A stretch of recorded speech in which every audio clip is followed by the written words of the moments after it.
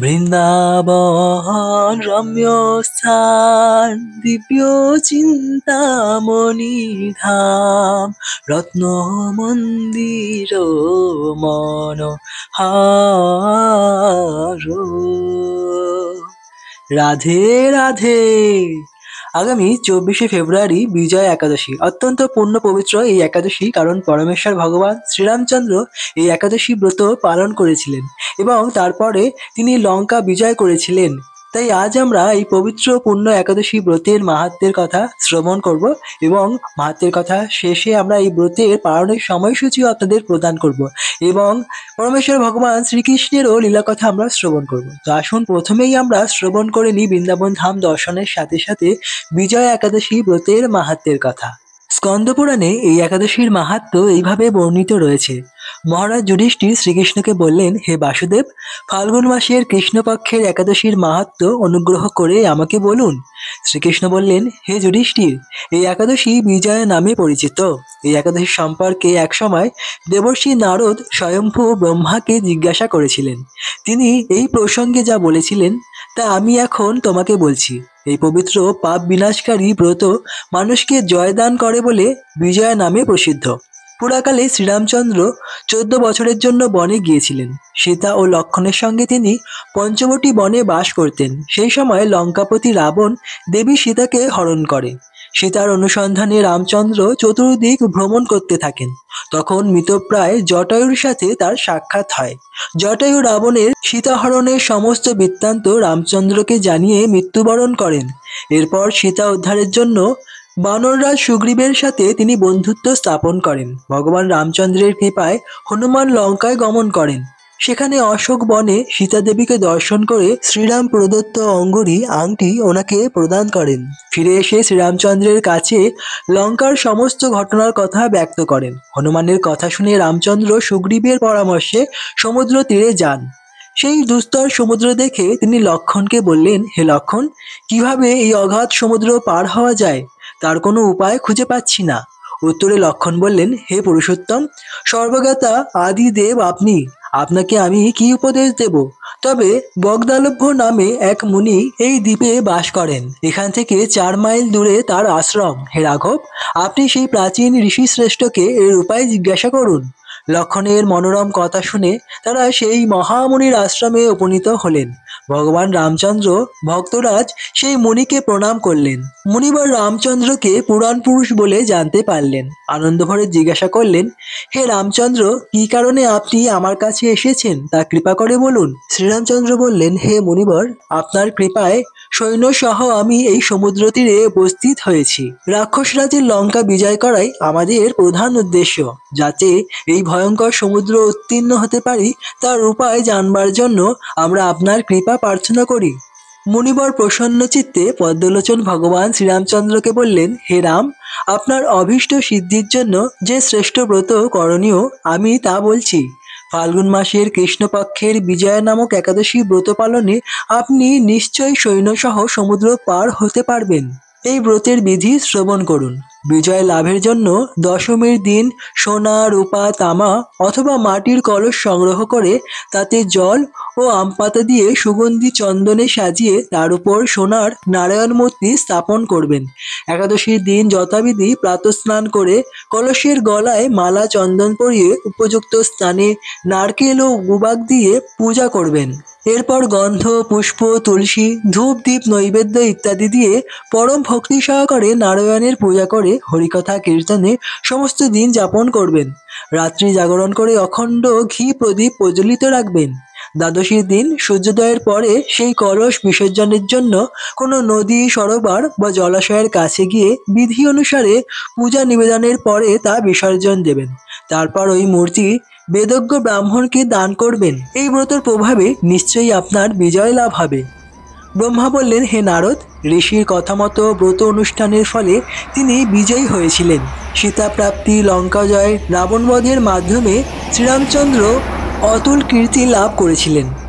তাই যথাবিধি যে মানুষ এই ব্রত পালন করবেন তাদের এ জগতে জয়লাভ এবং পরজগতে অক্ষয় সুখ সুনিশ্চিত জানবে।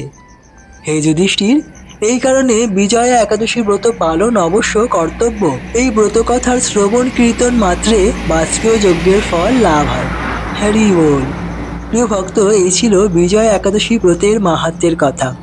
আমরা দেখতে পাই কিভাবে শ্রীরামচন্দ্র এই ব্রত নিষ্ঠার সহিত পালন করেন এবং তিনি লঙ্কা জয় করে আবার মাতা সীতাকে ফিরে পান। ব্রজধামের শ্রীকৃষ্ণের বাল্যলীলা অত্যন্ত রমণীয় ও আনন্দদায়ক। আসুন আমরা তা এখন শ্রবণ করি। কৃষ্ণ সদা সর্বদা ব্রজবাসীদের, ব্রজ গোপিকাদের, নন্দবাবা যশোদা মাকে সবসময় আনন্দে ভরিয়ে রাখতেন তার লীলার মাধ্যমে। তিনি বিভিন্ন লীলা করতেন সর্বক্ষণ। যখন ব্রজ গোপিকারা ভগবানের গুণকীর্তন করতেন হাতে তালি দিয়ে, তখন সেই তালির তালে তালে কৃষ্ণ নৃত্য করতেন। যেন এক পুতুল যেরকম নৃত্য করে, সেরকমই কৃষ্ণ নৃত্য করতেন, কীর্তন করতেন, এবং সেই নৃত্য কীর্তন দর্শন করে সমস্ত ব্রজ গোপিকারা অত্যন্ত আনন্দে বিভোর হতেন। যখন যশোদা মা কৃষ্ণকে ভারী কোনো জিনিস আনতে বলতেন, তখন কৃষ্ণ সেই ভারী জিনিসটি মাথায় করে হেলতে দুলতে মা যশোদার কাছে নিয়ে আসতেন। নন্দবাবা যখন নারায়ণ পুজো করতে বসতেন, তখন কৃষ্ণকে তার পাদুকাগুলি আনতে বলতেন। সেই পাদুকাগুলি ছিল খুবই ভারী, কিন্তু কৃষ্ণ সেই পাদুকাগুলি মাথায় করে আনতেন। হেলতে দুলতে তিনি তার বাবার কাছে আসতেন। এভাবেই যশোদা মা, নন্দবাবা আনন্দে বিভোর থাকতো কৃষ্ণের এই সমস্ত লীলা দর্শন করে। আর যেই সমস্ত জিনিস কৃষ্ণ বয়ে আনতে পারতেন না, যেগুলো ছিল প্রচন্ড ভারী, তখন কৃষ্ণ দূর থেকেই হাত নেড়ে দেখিয়ে দিতেন, আমি পারবো না। এভাবেই কৃষ্ণ বিভিন্ন লীলা করতেন সর্বক্ষণ। একদিন যখন কৃষ্ণ, বলরাম এবং সমস্ত গোপসখারা মাঠে খেলছিলেন, তখন রোহিণীমা আসেন কৃষ্ণ বলরামকে ডেকে নিয়ে যাওয়ার জন্য। কারণ অনেক সকাল থেকে তারা খেলাধুলা করছিলেন, তারা সকাল থেকে কিচ্ছু খায়নি। সেই কারণে রোহিণীমা এলেন এবং কৃষ্ণ বলরামকে ডাকলেন তাদের সঙ্গে নিয়ে যাওয়ার জন্য। কিন্তু রোহিণীমার সঙ্গে কৃষ্ণ বলরাম গেলেন না, কারণ তারা খেলাতেই এতটাই মগ্ন ছিলেন। তখন রোহিণীমা বাড়ি ফিরে গিয়ে যশোদামাকে বললেন যে, দেখো যশোদা, কৃষ্ণ বলরাম কিছুতেই আসছে না। তখন যশোদা মা স্বয়ং এলেন কৃষ্ণ বলরামকে নিয়ে যেতে বাড়িতে। তখন যশোদা মা কৃষ্ণ বলরামকে খেলা করতে দেখে বললেন যে, হে কৃষ্ণ, হে বলরাম, তোমরা চট করে এসো, অনেক সময় ধরে তোমরা খেলা করছো, এখন তোমাদের ক্ষুধা পেয়েছে নিশ্চয়ই, চলো তোমরা কিছু খেয়ে নাও।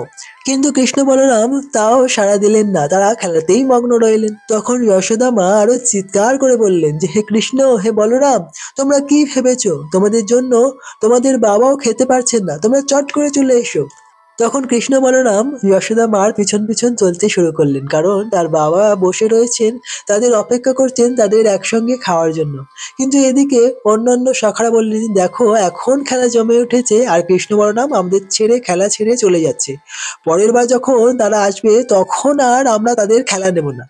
এইভাবেই কৃষ্ণ বলরাম আবার ভয় পেয়ে গেলেন, আবার খেলতে শুরু করলেন তাদের সখাদের সঙ্গে। তখন যশোদা মা আরো রেগে গেলেন এবং বললেন যে, হে কৃষ্ণ বলরাম, তোমরা কি ভেবেছো?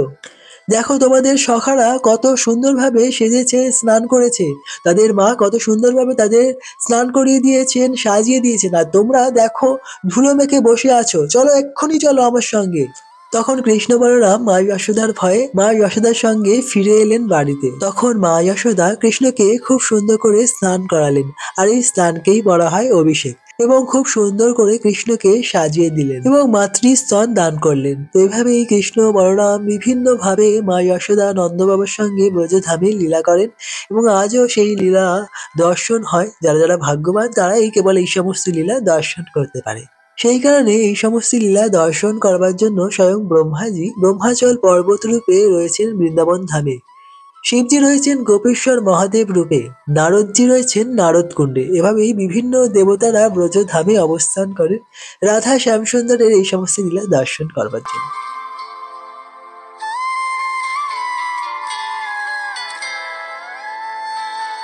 এখন আপনারা একাদশী ব্রতের সহজ নিয়ম জেনে নিন। এই সহজ নিয়মে আপনারা একাদশী ব্রত পালন করতে পারেন।